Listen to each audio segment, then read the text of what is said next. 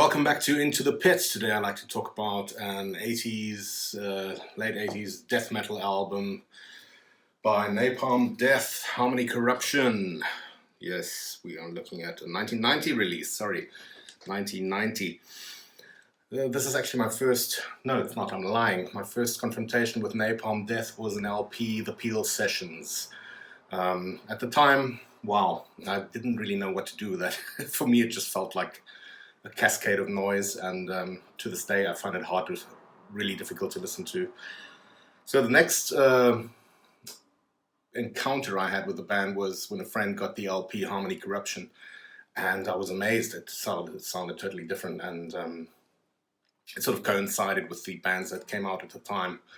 I think in one go we got albums by Terrorizer and Obituary, so Harmony Corruption immediately fell upon my very receptive ears. Great album, I think. Often maligned. I think Mick Harris, the ex-drummer, was less than satisfied with the production done by Scott Burns. He envisioned something more along the lines of Entombed's Left Hand Path.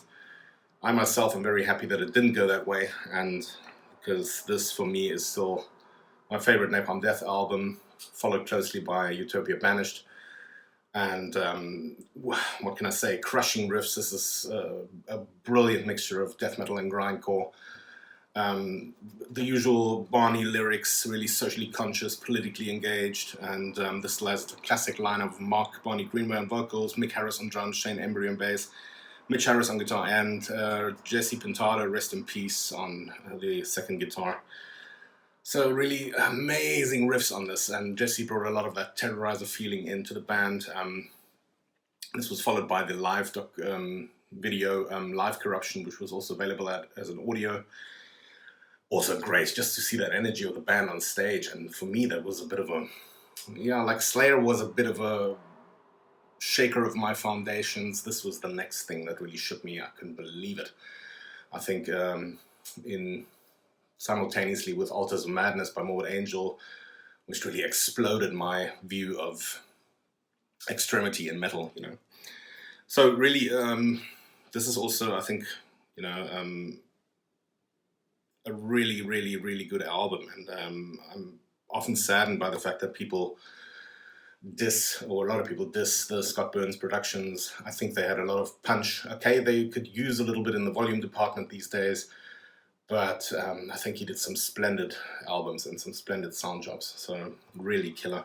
This has got staple songs that are still in the live set list, Suffer the Children, and songs that I love, A Vision Conquest. I mean, this is all killer, no filler. There's not a single song on here that I don't love. Mind Snare, Extremity Retained, Unfit Earth, Circle of Hypocrisy, Inner Incineration. Amazing album, this. I think for every Napalm fan, this is a must, absolutely a must. So definitely up there in my top list of death grind albums that came out in the 90s.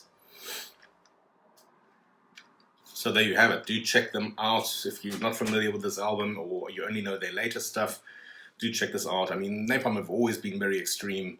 They've gone a little bit more commercial on albums like Diatribe. Fear, Emptiness, Despair was an album that really had me lost. I couldn't get into it. Later on they came back with some really cool ones. Enemy of the Music Business, Smear Campaign, and they got more aggressive and more hectic. Sadly, sometimes I've found the sound to be very mid-ranged, and it was lacking that heavy bottom and wall of guitars that Jesse and Mitch used to deliver. But with the later albums, they've really gotten that punch back, and the production is really stellar on the last handful of albums, really good. So there you have it, Napalm Death, Harmony Corruption, out on Earache and Combat.